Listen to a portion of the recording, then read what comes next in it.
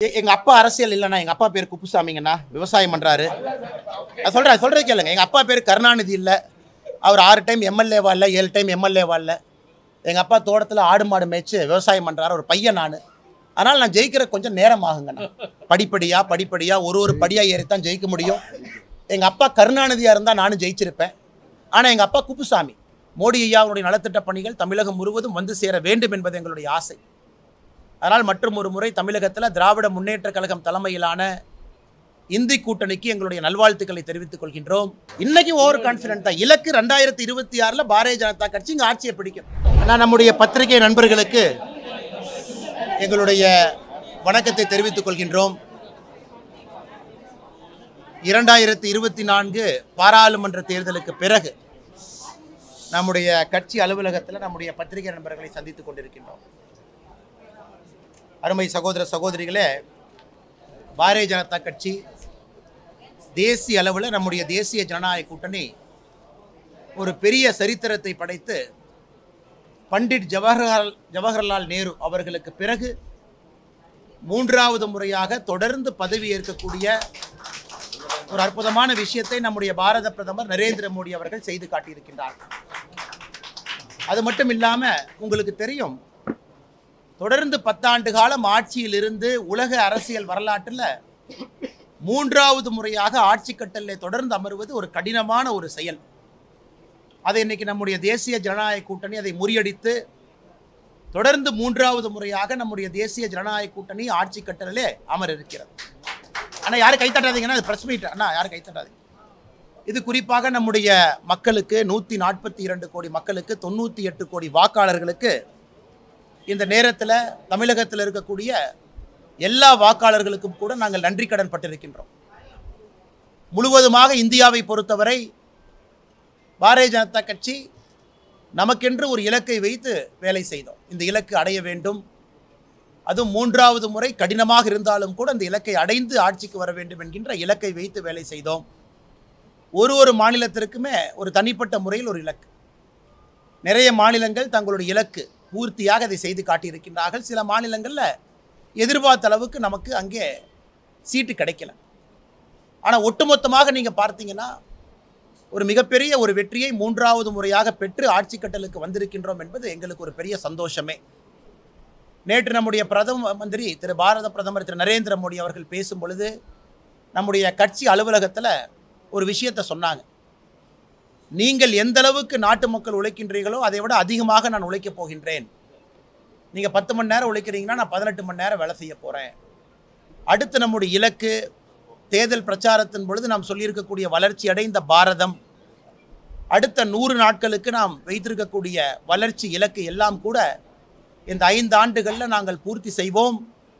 இந்தியாவில் குறிப்பாக வறுமை என்பது கடந்த கால பேச்சாக மட்டும் இருக்கும், அதற்காக நாங்கள் உழைப்போம் என்று பிரதமர் அவர்கள் சொல்லியிருக்கின்றார். அதே நேரத்தில் தமிழகத்தில் பாரதிய ஜனதா கட்சி வளர்ந்திருக்கிறது, எந்த மாற்று கருத்தும் இல்லை. தேசிய ஜனநாயக கூட்டணி நாங்கள் மொத்தமாக சேர்ந்து வளர்ந்திருக்கின்றோம்.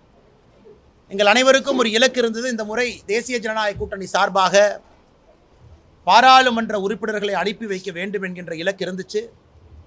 அந்த இலக்கு எங்களால் அடைய முடியவில்லை என்பது எங்களுக்கு வருத்தமே. நம்முடைய தலைவர்கள் எல்லாம் களத்தில் இருந்தார்கள், மிக கடுமையாக போராடினோம். ஆனால் இங்கிருந்து பாராளுமன்ற உறுப்பினர்களை இந்த முறை அனுப்பி வைக்க வேண்டும் என்று நாங்கள் எதிர்பார்த்தது நடக்கவில்லை. வாக்கு சதவீதம் அதிகமாக இருக்கிறது. மக்கள் எல்லா இடத்திலும் கூட பாரதிய ஜனதா கட்சிக்கு ஆதரவு கொடுத்திருக்கின்றார்கள். நிச்சயமாக இதை ஒரு படிப்பனையாக எடுத்துக்கொண்டு அடுத்து நடக்க இருக்கக்கூடிய தேர்தலில் நிச்சயமாக பாரதிய ஜனதா கட்சி தேசிய ஜனநாயக கூட்டணி இங்கிருந்து எங்களுடைய வெற்றி வேட்பாளராக மாற்றி பாராளுமன்றத்திற்கு அனுப்புவோம் என்கின்ற உறுதி நாங்கள் எடுத்திருக்கின்றோம். இன்னும் கடினமாக உழைப்போம். ஏதாவது இடத்துல தவறு நடந்திருந்தால் அதை அடுத்த 1 வாரத்தில் பரிசீலனை செய்வோம்.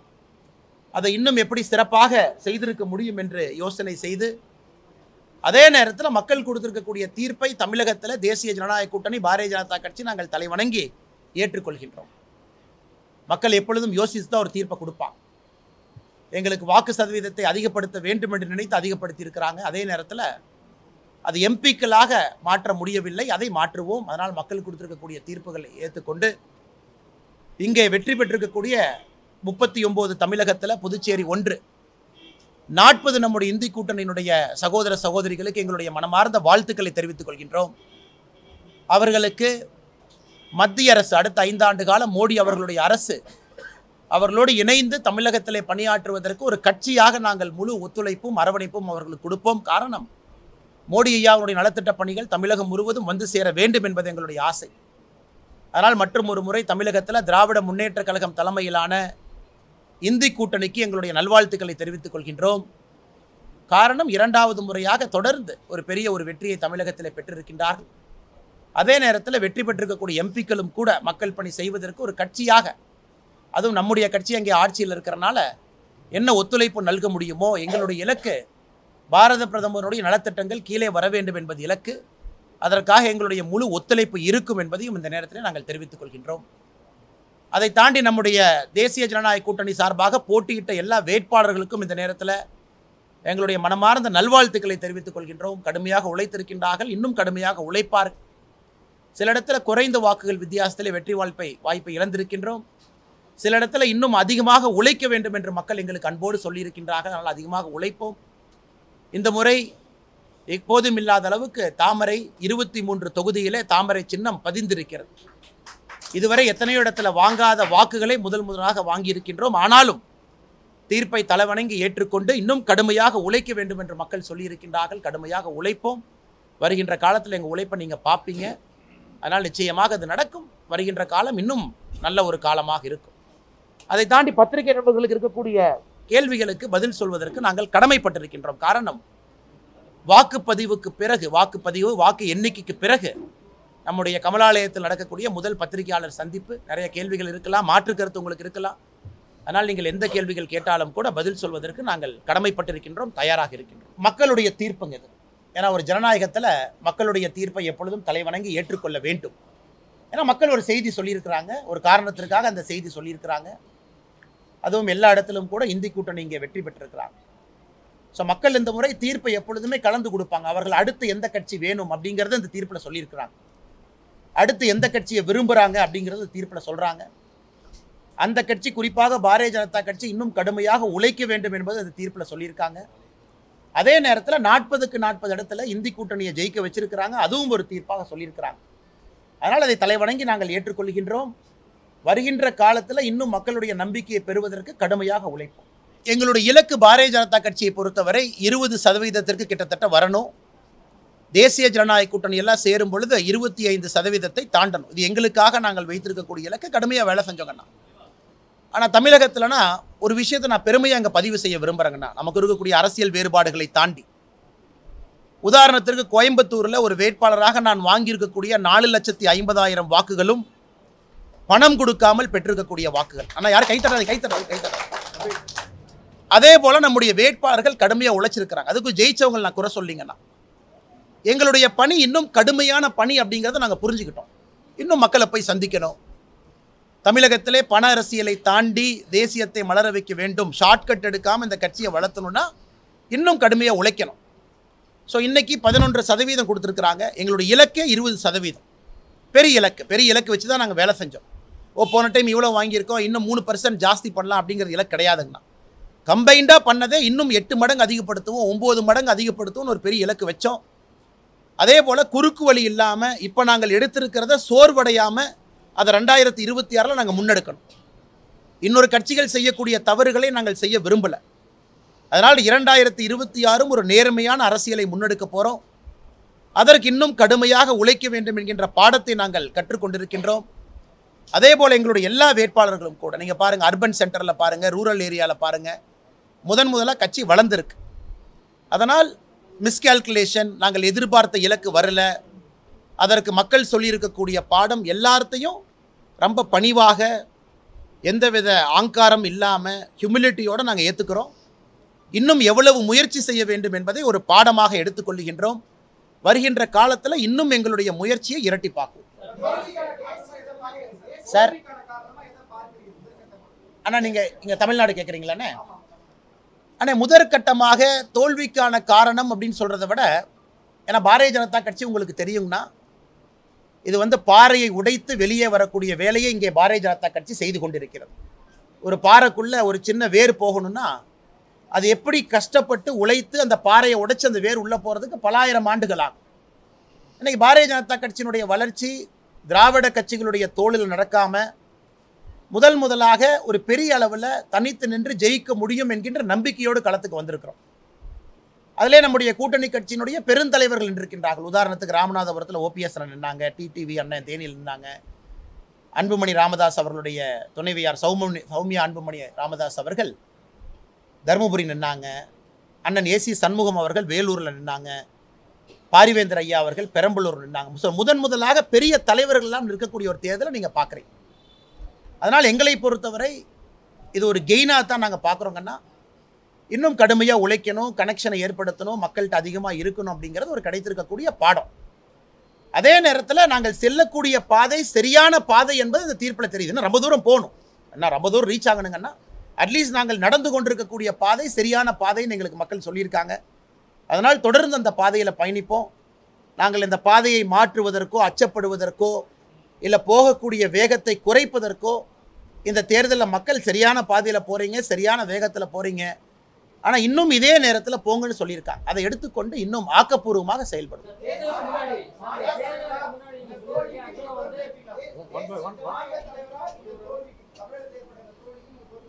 ஆனால் இதை தோல்வி அப்படின்னு நாங்கள் பார்க்கலீங்கன்னா, இதை தோல்வின்னு எப்படி நீங்கள் பார்ப்பீங்க? ஏன்னா உங்களுடைய எதிர்பார்ப்புகள் எங்களுடைய உழைப்பை பார்த்து பத்திரிகை நண்பர்கள் அந்த கேள்வியை பார்க்கும் பொழுதே உங்களுடைய எதிர்பார்ப்பும் அதிகமாக இருக்குது. முதல்ல பாரதிய ஜனதா கட்சியை பத்திரிகையில் நோட்டா கட்சின்னு எழுதுனீங்க, கட்சி எங்கேயுமே இல்லைன்னு கேட்டீங்க. என் கலைஞர் கருணாநிதி அவர்கள் பாரதிய ஜனதா கட்சி எங்கே இருக்குது, அங்கும் இங்குமா ஒன்றொன்னா இருக்குனாங்க. இன்றைக்கி நீங்கள் கேட்குற கேள்வியை பார்க்கும்பொழுதே ஒரு மாநில தலைவருக்கு ஒரு எக்ஸ்பெக்டேஷன் வச்சுருக்கீங்க. ஓ பாஜகனா 10 சீட்டு ஜெயிக்கணும், ஓ பாஜகனா 25% வாக்கு வங்கி கிடைக்கணும் அப்படிங்கிறத உங்கள் கேள்வியினுடைய உட்பொருள். அதுதான் இன்றைக்கி எக்ஸ்பெக்டேஷன். அதனால் அந்தளவுக்கு நாங்கள் எக்ஸ்பெக்டேஷனை உயர்த்தியிருக்கோம், இல்லைன்னு நாங்கள் சொல்லிங்கன்னா. அதனால் எங்களை பொறுத்தவரை வாக்கு வங்கி அதிகமாக இருப்பது ஒரு விதத்தில் வெற்றி. அதே நேரத்தில் உதாரணத்துக்கு கோயம்புத்தூர் எடுத்துங்க, மாநில தலைவராக போட்டியிட்டது. இதுவரை சரித்திரத்தில் வாங்காத ஓட்டு கோயம்புத்தூரில் வாங்கியிருக்கு. கோயம்புத்தூரில் அதிமுகவை பொறுத்தவரை டெபாசிட் ஜஸ்ட் வாங்கியிருக்காங்க. 16.6% டெபாசிட், 17% வாங்கி டெபாசிட்டை ரீட்டைன் பண்ணியிருக்காங்க. கோயம்புத்தூரில் 10க்கு 9 எம்எல்ஏ அதிமுக இருக்கிறாங்க. அதிமுகவினுடைய கோட்டை கோவைன்னு உங்களுக்கு தெரியும். இதையெல்லாம் நாங்கள் சாதனையாக பார்க்குறோம். இதெல்லாம் எங்களுடைய சாதனை. அதே நேரத்தில் ஏற்கனவே சொல்லது போல் நேர்மையான ஒரு வழியில் நடக்கணும்னு நினைக்கிறோம். அதற்கு ஷார்ட் டேர்மில் ரிசல்ட் இல்லைன்னா கூட எங்களை மாற்றிக்கொள்ளாமல் அந்த பாதையில் பயணிக்கணும்னு நினைக்கிறோம். இதையெல்லாம் வெற்றியாக தான் பார்க்கணும். வாங்கியிருக்கக்கூடிய வாக்குகள் ஒரு வெற்றி தான். 3 முனை போட்டி தமிழகத்தில் முதல் முறையாக பல இடத்துல நடத்தியிருப்பது வெற்றி தான். பெரிய கட்சிகளுடைய வாக்கு சதவீதத்தை கீழே கொண்டு வந்திருக்கோம், அது வெற்றி தான். அதனால் வருகின்ற காலத்தில் இன்னும் கடுமையாக உழைப்போம். அதே நேரத்தில் அண்ணா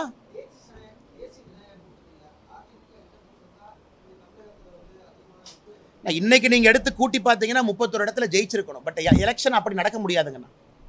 இன்னைக்கு நீங்கள் பிஜேபியினுடைய என்டிஏனுடைய வாக்கு சதவீதத்தையும் அதிமுக தலைமையிலான கூட்டணி வாக்கு சதவீதத்தையும் ஆட் பண்ணால் ஒரு 30-31 இடத்துல நாம் திமுக தலைமையிலான கூட்டணியை ஓவர்டேக் பண்ணுறோம். 30-31 சரியாக தெரியலீங்கண்ணா, 30 or 31. பட் அது ஒரு பேச்சு அமையாது. காரணம், மக்கள் வாக்களிக்கும் பொழுது ஒரு கூட்டணியும் பார்த்து வாக்களிக்கிறாங்க. ஏன்னா நம்ம தேர்தலுக்கு முன்பே மக்களுக்கு 3 ஆப்ஷன் தமிழ்நாட்டில் இருந்துச்சு. இவங்களுக்கு யார் ஓட்டு போடுறீங்க, இவங்களுக்கு யார் ஓட்டு போடுறீங்க, இவங்களுக்கு யார் ஓட்டு போடுறீங்க. ஸோ வாக்கு செலுத்திய பிறகு நம்ம 2 பேர் சேர்ந்துருந்தால் எப்படி இருக்கும், அவங்க சேர்ந்துருந்தால் எப்படி இருக்கும் அப்படிங்கிற கேள்வி ஒரு யூகத்தின் அடிப்படையிலான கேள்வி. ஆனால் மக்களை பொறுத்த வரைக்கும் ஒரு கூட்டணியும் பார்த்து தான் அவங்க ஓட்டு போட்டாங்க. ஆனால் இன்றைக்கி சேர்ந்திருந்தால் 30-31 ஜெயிச்சிருக்கலாம் அப்படிங்கிறத தாண்டி இருவரும் ஏதோ ஒரு காரணத்திற்காக சேரவில்லை என்பது தான் உண்மை. அதுதான் மக்கள் மன்றத்தில் இருந்துச்சு. மக்கள் அதெல்லாம் பார்த்து தான் இண்டிவிஜுவலாக ஓட்டு போட்டாங்க. ஆனால் நான் இப்போ ஓவர் கான்ஃபிடென்ட்னா 2026 ஆட்சியை பிடிக்க போகிறோம். இல்லை இப்போ ஓவர் கான்ஃபிடென்ட். ஆனால் இன்னைக்கு ஓவர் கான்ஃபிடென்ட். ஆனால் கைத்தறது இன்னைக்கு ஓவர் கான்ஃபிடென்ட் தான். இலக்கு 2026 பாரதிய ஜனதா கட்சி இங்கே ஆட்சியை பிடிக்கும். அதான் இலக்கு. காரணம்னா ஆனால் கைத்தறாதீங்க பிரஸ் மீட். ஏன்னா அப்படித்தான் ஒரு தலைவர் இருக்க முடியும், அப்படித்தான் இலக்கு வைத்து பணி செய்ய முடியும், அப்படித்தான் இலக்கு வைத்து வேகப்படுத்த முடியும். ஒருவேளை 2026 இன்னைக்கு 11% தான் இருக்கிறீங்க, 2026 ஆட்சியை பிடிக்கணும்னா 35% வேணும். எப்படி பிடிப்பீங்க? நீங்கள் கேட்குற கேள்வியில் நியாயம் இருக்கு இல்லையா, நான் சொல்லிங்கண்ணா. ஆனால் எங்களுடைய இலக்கு அது உங்களுக்கு ஓவர் கான்ஃபிடென்ட்டாக தெரிஞ்சதுன்னா உங்களுடைய சொந்த கருத்தாகத்தான் பார்க்குறாங்கன்னா.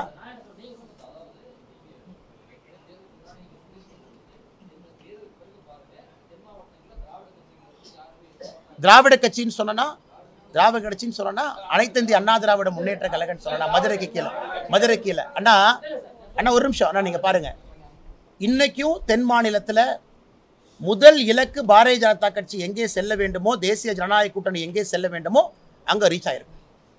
என்னை குறிப்பாக அதிமுகவினுடைய வாக்கு வங்கி நீங்கள் கன்னியாகுமரியில் பாருங்க, கன்னியாகுமரியில் ஆரம்பித்து திருநெல்வேலிக்கு வாங்க, எல்லா இடத்துலையும் பாருங்க. எந்த கட்சி குறை சொல்ல விரும்பலனா, தமிழகத்தை பொறுத்தவரை 3 முனை போட்டி 2 முனை போட்டியாக மாறணும். 2 முனை போட்டியாக மாறும் பொழுது மட்டும்தான் பாரதிய ஜனதா கட்சியினுடைய வெற்றி வாய்ப்பு தென் மாவட்டத்தில் சாத்தியம். இன்னைக்கு அது நடந்திருக்கு, கடுமையாக உழைச்சிருக்கிறாங்க. தென் மாவட்டத்தில் நேர்மையான அரசியலை பாரதிய ஜனதா கட்சி கையில் எடுத்துகிட்டு போயிருக்கு. நயினார் அண்ணன் தோக்கடிக்கணும்னு 2 அமைச்சர் போய் நைட் உட்காந்து யாரும் பணம் கொடுக்கல பாரதிய ஜனதா கட்சியில் அந்த மாதிரி. அதனால் வருகின்ற காலத்தில் நிச்சயமாக மக்கள் அந்த வெற்றியை கொடுப்பாங்க. நாங்கள் செல்லக்கூடிய பாதையில் ஒழுக்கமாக இதே மாதிரி அரசியலை செய்து கொண்டு செல்லணும் என்பது தான் மக்கள் சொல்லியிருக்கக்கூடிய செய்திங்க.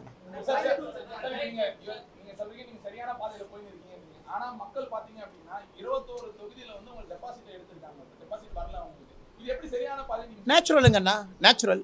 2014 திராவிட முன்னேற்ற கழகத்தினுடைய வேட்பாளரை பாருங்க. இதற்கு முன்பு தமிழகத்தில் பாருங்க, தமிழகத்தில் டெபாசிட்னா 16.6 17% வாக்கு வங்கி வாங்கணும். 50 ஆண்டு காலமாக அரசியல் இருக்கக்கூடிய கட்சிகளே இன்னைக்கு தமிழகத்தில் 7 இடத்துல டெபாசிட் இழந்திருக்காங்களே. ஆட்சியில் 5 முறை இருந்தவங்க டெபாசிட் இழந்திருக்காங்களே. முதலமைச்சராக 5 முறை இருந்தவர்கள் தமிழகத்தில் டெபாசிட் இழந்திருக்கிறாங்களே. அது நடந்திருக்கல, அதை நடத்தி காட்டியது பாரதிய ஜனதா கட்சி தானே, தேசிய ஜனநாயக கூட்டணி தானே.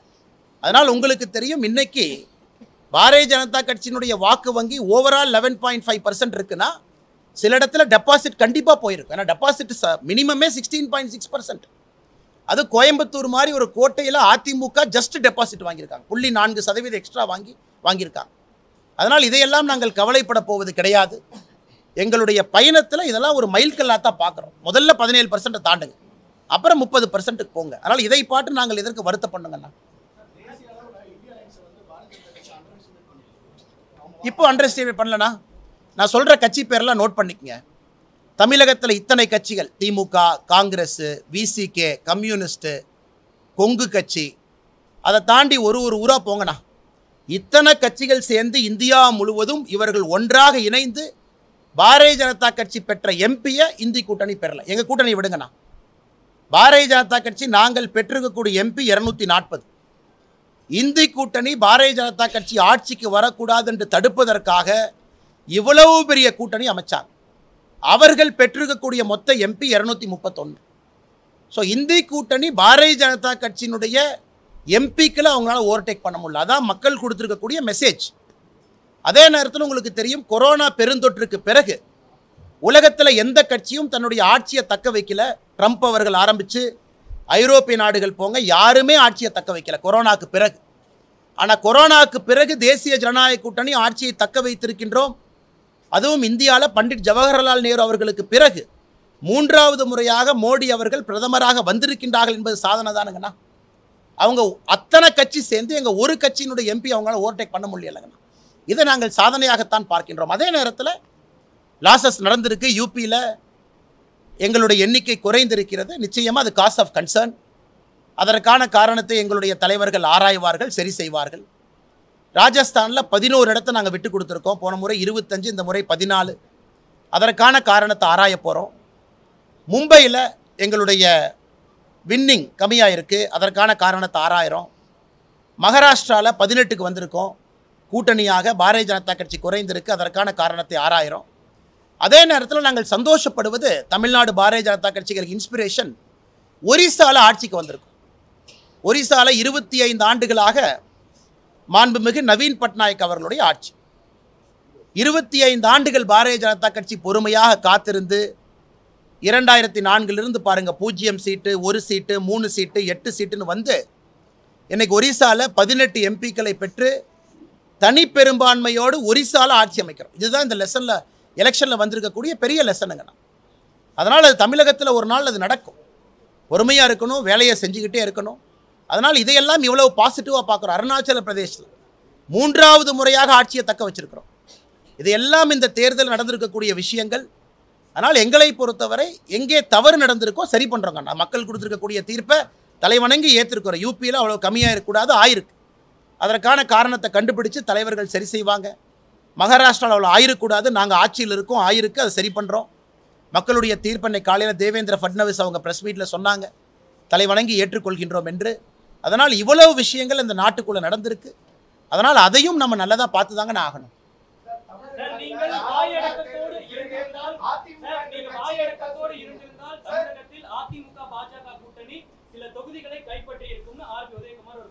அட்லீஸ்ட் இப்போ சொல்கிறாங்கல்லங்கண்ணா, இதுக்கு முன்னாடி என்ன சொன்னாங்க? நோட்டா கட்சி என்ன அவங்க தானே சொன்னாங்க. இப்போ அந்த புத்தி வந்திருக்குல்ல அவங்களுக்கு. இதற்கு முன்னாடி என்ன சொன்னாங்க? நோட்டா கட்சி கூட்டணிக்கு பாரதிய ஜனதா கட்சி கொடி பிடிக்கக்கூடாது, கொடி இல்லாமல் 2019 தேர்தல் பிரச்சாரத்துக்கு வரணும், தேர்தல் பிரச்சாரம் நாங்களே பண்ணிக்கிறோம், நீங்கள் சும்மா இருந்தால் போதும், 5 சீட்டு வாங்கிட்டு கூட்டணி, இதெல்லாம் சொன்னது யாருங்கண்ணா? நோட்டாவை தாண்டி வருமா? 3% தாண்டுமான். இன்னைக்கு அதிமுக என்ன சொல்கிறாங்க? நாங்கள் ஒன்றாக இருந்திருந்தால் ஜெயிச்சிருப்போம். அது சொல்கிறக்கு இத்தனை வருஷம் ஆச்சாங்கண்ணா, அது சொல்கிறக்கு இத்தனை வருஷம். இது ஏன் முன்னாடி சொல்லலை? இதையே முன்னாடி சொல்ல.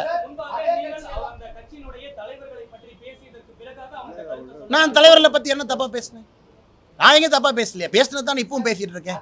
ஒரு நிமிஷம், நான் அந்த கேள்வியை முடிச்சுட்டு உங்களுக்கு வரேன், அந்த கேள்வியை முடிச்சுட்டு வரேன். அதனால் இன்னைக்கு பாரதிய ஜனதா கட்சிக்கு தமிழகத்திலே தலை நிமிர்ந்து நடக்கும் அளவுக்கு எங்களுடைய தொண்டர்களுக்கு மரியாதை வந்திருக்கு. அது பெரிய விஷயம்.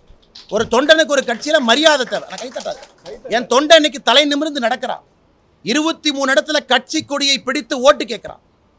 30 ஆண்டுகளாக போட்டியிடாத தொகுதியில் போட்டிட்டு இருக்கிறோம்.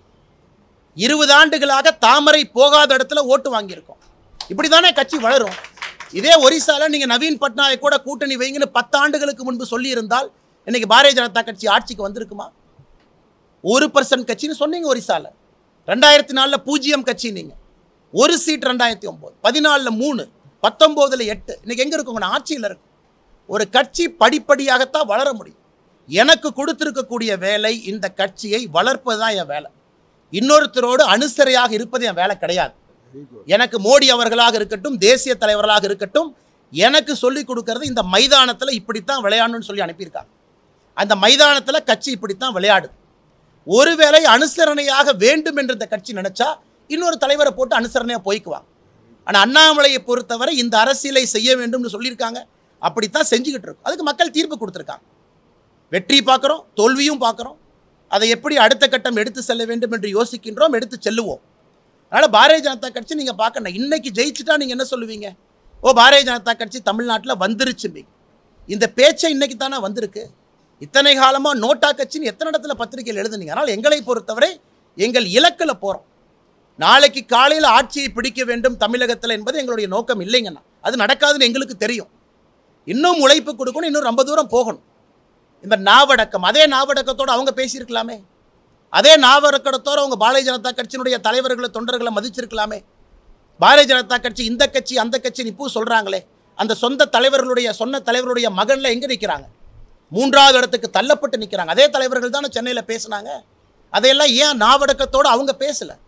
அதே தலைவர்களுடைய சொந்த மகன் அந்த தொகுதியில் எம்பியாக இருந்தவர் ஏன் 3வது இடத்துக்கு போகணும்? அதெல்லாம் கூட மக்கள் பார்க்குறாங்களே. எவ்வளோ ஓட்டு கம்மியாக வாங்கியிருக்காங்க. சென்னையில் 3 இடத்திலும் கூட, தலைநகரத்தில் 2 இடத்துல பாரதிய ஜனதா கட்சி, இங்கே ஆளுகின்ற கட்சி 5 முறை இருந்த அதிமுகவையே 3வது இடத்துக்கு தள்ளி இருக்கும். மதுரையில் எதுக்கு அதிமுக 3வது இடத்துக்கு தள்ளி இருக்கும்? திருநெல்வேலி சவுத்தில் பாருங்கள், கன்னியாகுமரியில் அவங்களுடைய வாக்கு என்ன? அதனால் இந்த தலைவர்கள் நாவடக்கத்தோடு பேசாததற்கு மக்கள் கொடுத்த, அதிமுகவுக்கு கொடுத்த பரிசு தான் இது. இவங்க நாவடக்கத்தோடு பேசியிருக்கணுமல்ல.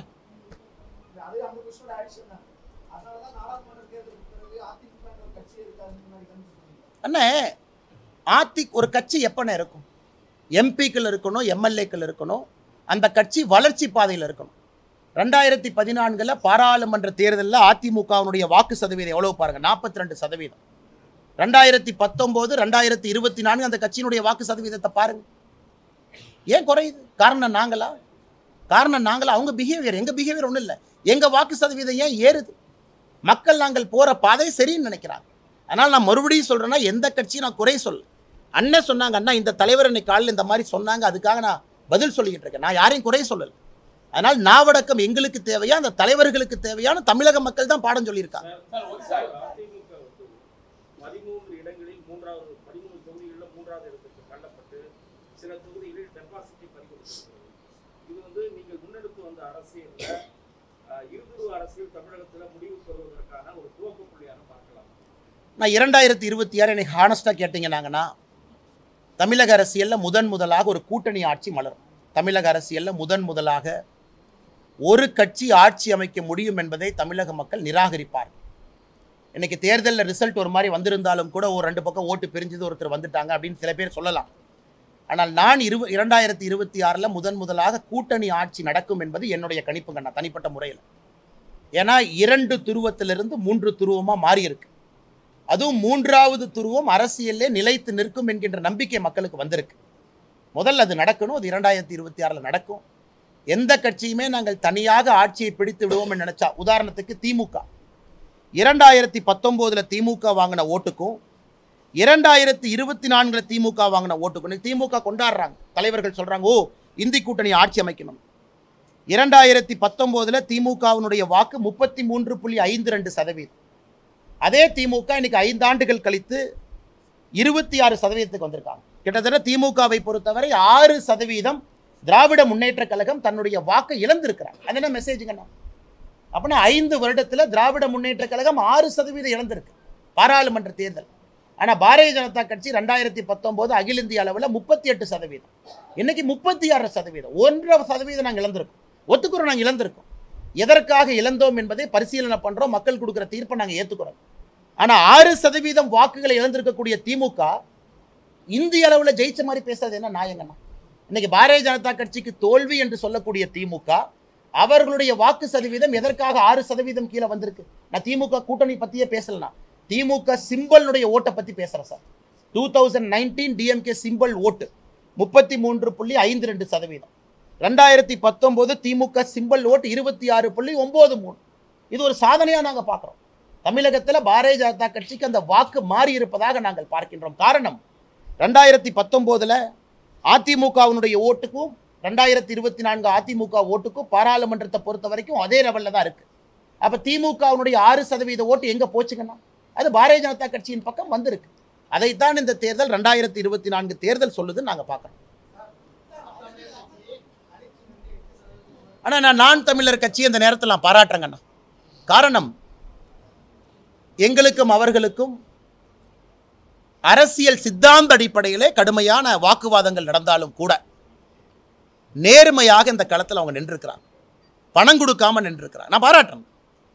எல்லா இடத்திலும் கூட ஒரு வேட்பாளரை கொண்டு வந்து அவங்க போட்டு ஒரு அடிப்படை கட்டமைப்பு இல்லாமல் தமிழகத்தில் நாம் தமிழர் கட்சி எலெக்ஷன் நின்றுருக்காங்க. அதனால் நம்ம சும்மா ஒரு குற்றம் சொல்கிறக்காக ஒருத்தர் நான் குற்றம் சொல்ல விரும்பல். அதுவும் கூட்டணி இல்லாமல் தனிஞ்சு நின்றுருக்கிறாங்க. புது சிம்பலில் நின்றுருக்கிறாங்க. தேர்தலுக்கு முன்பு ஒரு புது சிம்பலில் நின்றுருக்காங்க.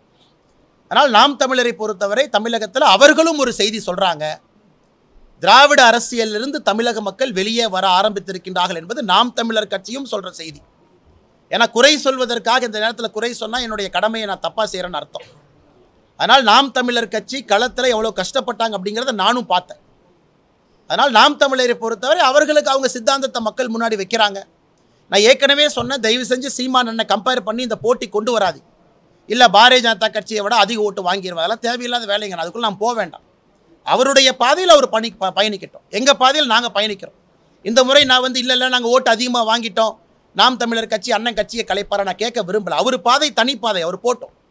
ஆனால் நாம் தமிழர் கட்சி நேர்மையாக இந்த அரசியல் நின்றுருக்காங்க. தமிழக அரசியலில் நேர்மையாக வாக்கு வாங்கியிருக்காங்க. அதை இந்த நேரத்தில் நான் பாராட்டித்தான் ஆக வேண்டும்.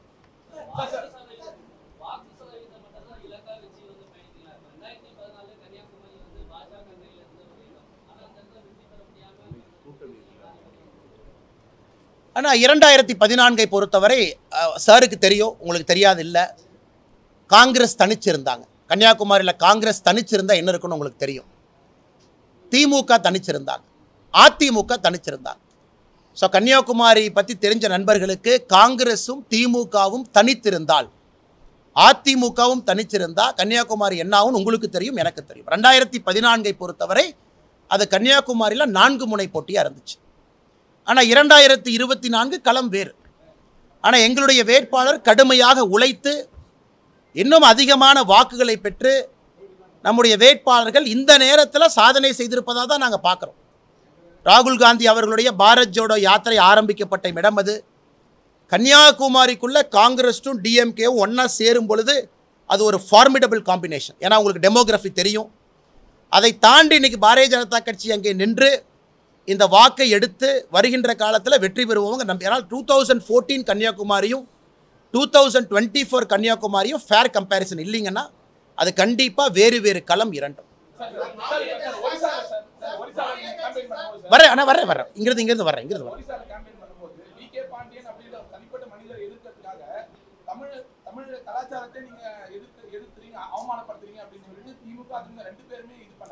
ஆனால் தமிழகத்தினுடைய கலாச்சாரத்தை எங்கேயும் யாரும் அவமதிக்கவில்லை. இன்ஃபேக்ட் பார்த்தீங்கன்னா தமிழகத்தினுடைய கலாச்சாரத்தை நாம் போட்டுறோம். சரி விட்டுருங்க, நான் அந்த தமிழ்நாடு இந்த பஞ்சாயத்தை விட்டுருவேனே. ஒரிசால நவீன் பட்நாயக் அவர்களை தோற்கடிக்க முடியும்னு யாராச்சும் இதுவரை நம்பியிருக்காங்களா? நானுமே நம்பல, ஒரு 2 ஆண்டு 3 ஆண்டுகளுக்கு முன்பு. ஆனால் இன்னைக்கு எப்போ விகே பாண்டியன் அவர்கள் முழு நேர அரசியலுக்கு வந்தாங்களோ ஒரிசா மக்கள் தோற்கடிச்சிருக்காங்க. என்ன மெசேஜுங்கன்னா, ஒரிசா மக்கள் அவர்களுடைய மண்ணை சார்ந்த அரசியலை எடுத்து நடத்த வேண்டும் என்று அவங்க முடிவு பண்ணியிருக்காங்க. அதில் நீங்கள் நான் எப்படி குற்றம் சுமத்த முடியும்? அந்த மக்களுடைய ஆதங்கம் ஒரிசாவை பொறுத்தவரை மண் சார்ந்த அரசியலாக இருக்கணும். ஸோ விகே பாண்டியன் அவர்கள் எப்போ அரசியலுக்குள்ள பிஜு ஜனதா தள் கட்சியில் நம்பர் 2ஆக அறிமுகப்படுத்தப்பட்டாரோ அதன் பிறகு 25 ஆண்டுகளுக்கு பின்பு பெரிய தோல்விங்கண்ணா, பெரிய தோல்வி. அது பாரதிய ஜனதா கட்சியினுடைய எம்எல்ஏ எங்கே இருந்துச்சு, இன்னைக்கு தனிப்பெரும்பான்மையில் வந்திருக்கும். அதனால் பாரதிய ஜனதா கட்சி பிரச்சாரத்தின் பொழுது என்ன சொன்னார்களோ அதை ஒரிசா மக்கள் அங்கீகாரம் செய்வதாகத்தான் இந்த தீர்ப்பை நாங்கள் பார்க்குறோம். அதே நேரத்தில் எங்கேயும் நாங்கள் பண்ணல. யாரோ வாட்ஸ்அப்பில் ஒரு வீடியோ போடுறாங்க, இந்த வீடியோவில் யாரோ சாப்பிட்ற மாதிரி போடுறாங்க. அது பாரதிய ஜனதா கட்சி நாங்கள் போட்டோமா, எங்கள் அதிகாரப்பூர்வ பக்கத்தில் நாங்கள் போட்டோமா, இல்லை பாரதிய ஜனதா கட்சியினுடைய தலைவர் ஒரிசாவை சார்ந்தவங்க யாராச்சும் போட்டாங்களா? யாருமே போடல. அந்த வீடியோவை யார் கிரியேட் பண்ணாங்கன்னு தெரியாது. அந்த வீடியோவை வைத்துக்கொண்டு அவங்க கருத்து கொடுக்குறாங்க. அது பாரதிய ஜனதா கட்சி அதிகாரப்பூர்வ வீடியோவே கிடையாது. இப்போ தமிழ்நாட்டில் திமுகவை பற்றி ஒரு வீடியோ வருதுங்கண்ணா, அது நான் போட்டால் நீங்கள் கருத்து எங்கிட்ட கேட்கலாம். அது வேற யாராச்சும் போட்டால் அது கருத்து நான் எப்படி சொல்ல முடியுங்கண்ணா? ஆனால் தேர்தலை பொறுத்தவரை ஒரு தேர்தலும் சில நேரத்தில் ஒரு கட்சி அந்தஸ்து இழக்குது, அடுத்த தேர்தல் நடக்கும் பொழுது மறுபடியும் அந்தஸ்தை பெற்றிருக்குது. அது கிளாசிக் உதாரணம் ஆந்திர பிரதேசில். போன முறை சந்திரபாபு நாயுடு அவர்கள் தெலுங்கு தேசம் கட்சி எங்கே இருந்துச்சுன்னு நமக்கு தெரியும். இன்னைக்கு தெலுங்கு தேசம் கட்சி 175 இடத்துல அப்படியே ஸ்விங் பண்ணி 158. அதனால் அரசியலை பொறுத்தவரை எப்பொழுதும் ஆச்சரியம் நடக்கலாம். ஆனால் தலைவர்கள் களத்தில் வேலை செய்யணும், செஞ்சுக்கிட்டு இருக்காங்க. அதனால் இங்கே குறைஞ்சிருச்சு அங்கே குறைஞ்சிருச்சுன்னு பார்க்குறத விட இது ஒரு பாலிடிக்ஸில் சில நேரம் உயரமும் சில நேரம் சரிவும் வருவது சகஜம் தான் பார்க்குறோங்க.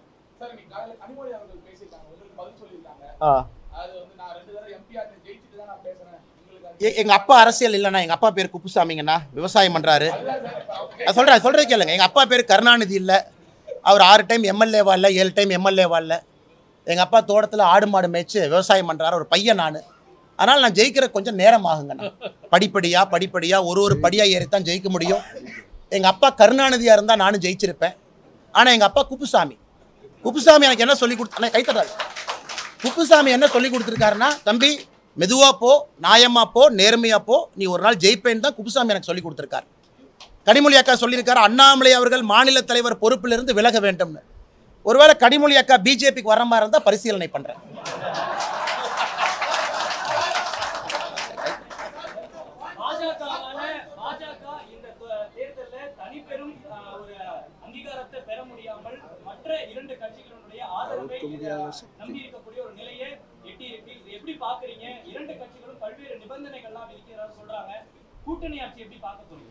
அண்ணா கூட்டணி ஆட்சி எங்களுக்கு புதிது இல்லைங்கண்ணா. அடல் பிஹாரி வாஜ்பேயி அவருடைய காலத்தில் ஒரு அற்புதமான கூட்டணி ஆட்சியை நடத்தி காட்டியவர்கள் நாங்கள். இந்த முறை எங்களுடைய கூட்டணி கட்சிகள் கிட்டத்தட்ட 50 பாராளுமன்ற உறுப்பினர்களை கொண்டு வர்றாங்க, முக்கியமானவர்கள். அதனால் எங்களால் ஒரு அற்புதமான 5 ஆண்டு கால கூட்டணி ஆட்சி கொடுக்க முடியும் என்று நம்புகின்றோம். அதில் 2 முக்கியமான தலைவர்கள், திரு சந்திரபாபு நாயுடு அவர்கள், திரு நிதிஷ்குமார் அவர்கள் இணைந்து எங்கள் விஷனை ஷேர் பண்ணி எங்கள் கூட நிற்க போகிறாங்கன்னா. ஆனால் எங்களுக்கு இது புதிதில்லை. ஏற்கனவே சொன்னது போல கூட்டணி ஆட்சி மிக திறமையாக சிறப்பாக எங்களால் நடத்தி காட்ட முடியும் என்பதை நரேந்திர மோடி ஐயா காட்டுவாங்க. 10 ஆண்டு காலமாக ஆட்சி எப்படி நடந்துச்சோ அதே மாதிரி தாங்க ஆட்சி நடக்கும். அதில் எந்த விதமான மாற்றமும் இருக்காது. கூட்டணி ஆட்சிக்காக பாரதிய ஜனதா கட்சி தன்மையை மாற்றிக்காதுங்கன்னா. எல்லோரும் அரவணைத்து 10 ஆண்டு காலமாக செய்த அதே சாதனையை மறுபடியும் செய்வோங்கண்ணா. நான் 2 தலைவர்களும் டெல்லியில் இருக்கிறாங்க. 2 தலைவர்களும் என்டிஏ மீட்டிங்கில் பங்கேற்றுக்கிட்டு இருக்காங்க. 2 தலைவர்களும் ப்ரீ போல் அலையன்ஸ் எங்களோட வந்தவங்க. 2 தலைவர்களும் எலெக்ஷனுக்கு பின்னாடி அலையன்ஸுக்கு வரல. 2 தலைவர்களும் குறிப்பாக நிதிஷ்குமார் அவர்கள் எனக்கு அது வேண்டாம் என்று சொல்லி வந்தவங்க. இந்தி கூட்டணியை ஆரம்பத்திலே உருவாக்குவதற்கு காரணமான நிதிஷ்குமார் அவர்கள் வேண்டாம் என்று சொல்லிவிட்டு எங்களோடு வந்து இணைஞ்சவங்க. அதே போல சந்திரபாபு நாயுடு அவர்கள் தேர்தலுக்கு முன்பு எங்களோடு வந்து கூட்டணி ஃபார்ம் பண்ணாங்க. அதனால் நண்பர்கள் புரிந்து கொள்ள வேண்டும், it's a pre poll alliance. இது வந்து அலையன்ஸ் ஆஃப் கன்வீனியன்ஸ் இல்லைங்கண்ணா. தேர்தலுக்கு மத்தியிலே நாங்கள் இணையவில்லை. அதனால் இது நிலைத்திருக்கக்கூடிய ஒரு அங்கீகாரம் பெற்றிருக்கக்கூடிய கூட்டணிங்கண்ணா. அண்ணா, எந்த விவகாரமும் யாருக்கும் கை கொடுக்கும் என்று யாரும் சொல்ல முடியாதுங்கண்ணா. உதாரணத்திற்கு ஓட்டு போடுற மக்கள் பல விஷயத்தை பார்த்து ஓட்டு போடுறாங்க. தமிழ்நாட்டினுடைய தன்மை வேறு, கர்நாடகாவினுடைய தன்மை வேறு. இதே நீங்கள் தெலங்கானாவில் பாருங்கள், பாரதிய ஜனதா கட்சி 4 இடத்துலேருந்து 8 இடத்துக்கு வந்திருக்கு. கர்நாடகாவில் காங்கிரஸ், ஆளுகின்ற காங்கிரஸ், அவ்வளோ வலிமையான காங்கிரஸ் இருந்தும் பாரதிய ஜனதா கட்சி 22 ஜெயிச்சிருக்கு. அதனால் இந்தியாவை பொறுத்தவரை இந்த தேர்தலில் ஒரு மாநிலத்தில் ஒரு விதமான பிஹேவியர் இருக்குது. அதனால் மக்களை பொறுத்தவரை லோக்கல் பிரச்சனையை பார்த்தாங்க, அந்த மாநிலத்துக்கான பிரச்சனையை பார்த்தாங்க, தேசிய பிரச்சனையை பார்த்தாங்க, பல விஷயங்களை பார்த்து கலந்து வாக்களித்திருக்கின்றார்கள் என்பதுதான் உண்மை. அண்ணா தமிழகத்திலிருந்து எல்லோருக்கும் கொடுத்திருக்கக்கூடிய பணி, அடுத்து 2026 பாரதிய ஜனதா கட்சி ஆட்சிக்கு வருவதற்கு இங்கே உழைக்க வேண்டும் என்பதுதான் எங்களுக்கு கொடுத்திருக்கக்கூடிய பணிங்க.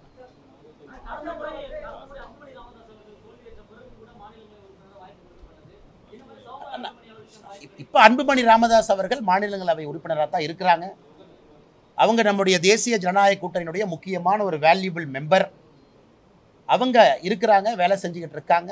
வருகின்றதெல்லாம் வருகின்ற காலத்துல பொறுத்திருந்து பார்ப்போம். எலெக்ஷனுக்கு முன்னாடி நிறைய ஃபோர்காஸ்ட் கொடுத்தீங்க சார். நிறைய ஃபோர்காஸ்ட், ஃபார் எக்ஸாம்பிள் கோயம்புத்தூர்லயும் டெபாசிட் போயிடுவீங்க எல்லாமே. அது என்னன்னா உங்க ஃபோர்காஸ்ட் எதுவுமே வந்து ட்ரூ ஆகல. பாத்தீங்கன்னா லைக் எல்லாமே இதாயிடுச்சு, பொய்யாயிடுச்சு. ஒருவேளை நீங்க தப்பா களத்தை புரிஞ்சுக்கிங்களா, இல்ல உங்களுக்கு மிஸ்இன்ஃபர்மேஷன் நிறைய ஃபீட் பண்ணாங்க? யாரு மிஸ்இன்ஃபர்மேஷன்ல ஃபீட் பண்ணலீங்கன்னா, 0.4% ஒருத்தர் டெபாசிட் வாங்கினாங்க. அது எப்படி மிஸ் இன்ஃபர்மேஷன் சொல்லலாம்? 16.6 வாங்கினா டெபாசிட் போயிடும். அந்த கட்சி 17 வாங்கிட்டாங்க. அது எப்படி தவறுனா? எப்படி இருந்தாலும் அந்த தன்மை நான் சொன்னது உண்மைதானே. சவுத்தில் நீங்கள் பார்க்குறீங்க, அரசியல் மாற்றத்தை பார்க்குறீங்க, உண்மைதானே.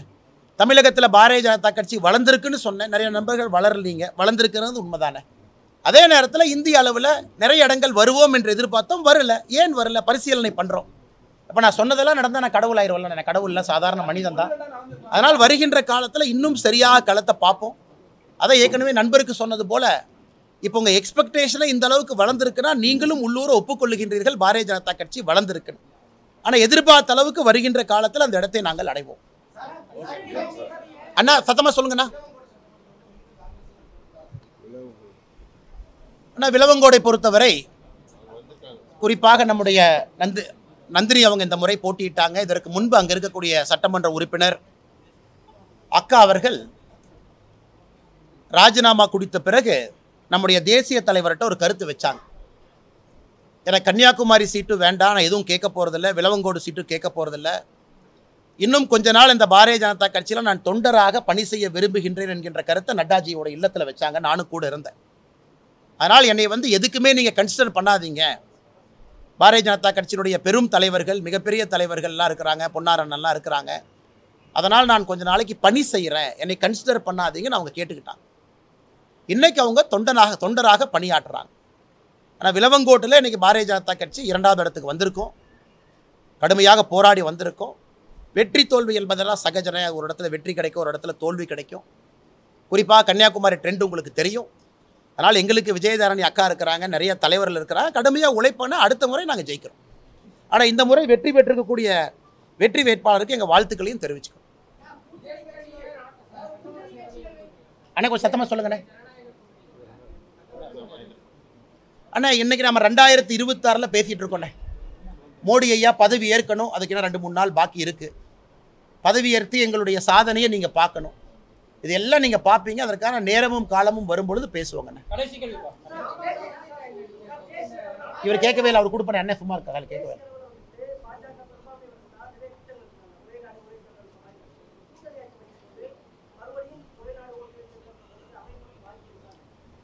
அண்ணே, ஒரே நாடு ஒரே தேர்தல் என்பதை யாரும் எதிர்க்கலைங்கண்ணா, யாரும் எதிர்க்கலை. அது கன்சென்சஸ் வேணும். நாம் தனி பெரும்பான்மை பெற்று ஒரே நாடு ஒரே தேர்தலை கொண்டு வந்தாலும் கூட அதை கன்சென்சஸோடு தான் கொண்டு வர போகிறோம். ஏன்னா உங்களுக்கு தெரியும், சட்டமன்றத்திலும் அதற்கு அனுமதி வேண்டும். அதை நாம் புரிஞ்சுக்கணுங்க. பாராளுமன்றத்தில் ராம்நாத் கோவிந்த் அவர்கள் ரிப்போர்ட்டை கொடுத்துருக்காங்க. பாராளுமன்றத்தினுடைய அனுமதி, சட்டமன்றத்தினுடைய அனுமதி பெரிய ப்ராசஸ், ஜிஎஸ்டி வந்த மாதிரிங்கண்ணா. அதனால் அப்படி இருந்தாலும் அது கன்சென்சஸ், இப்போ இருந்தாலும் கன்சென்சஸ் தான். அதை நிச்சயமாக எல்லாத்துக்கிட்டையும் பேசி எல்லோரையும் ஒரே வழி பாதையிலே கொண்டு அதை ஏற்றுவதற்கான எல்லா முயற்சியும் நம்ம கட்சி எடுப்பாங்க. ஏன்னா எங்களோட மேனிஃபெஸ்டோ ப்ராமிஸ் அது. அதனால் நீங்கள் பொறுத்திருந்து பாருங்கள். எந்த நிபந்தனையும் யாரும் வைக்கலீங்கண்ணா. ஏன்னா பத்திரிகையில் வருது, எல்லாரும் டெல்லியில் இருக்கிறாங்க, எல்லாரும் முழு ஆதரவு கொடுப்பதா சொல்லியிருக்கிறாங்க. சந்திரபாபு நாயுடு அவர்கள் இன்று காலையில் ப்ரெஸ் மீட்டில் சொன்னாங்க முழு ஆதரவு கொடுக்குறோன்னு. நிதிஷ்குமார் ஐயா நேற்றே பேசினாங்க, காலையில் முதல் விமானத்தில் டெல்லி போகிறோன்னு அவங்களும் வந்திருக்கிறாங்க. அதனால் எல்லோரும் நிபந்தனை இல்லாமல் முழு ஆதரவு கொடுத்துருக்கும் பொழுது பத்திரிகையில் யூகத்தின் அடிப்படையில் வரக்கூடிய செய்திக்கு நான் கருத்து சொன்னால் தப்பாக போயிருங்கண்ணா. அதனால் பத்திரிகை நண்பர்களுக்கு மறுபடியும் வணக்கத்தை தெரிவித்து நன்றியை தெரிவிச்சுக்கிறோம். நன்றிங்கண்ணா.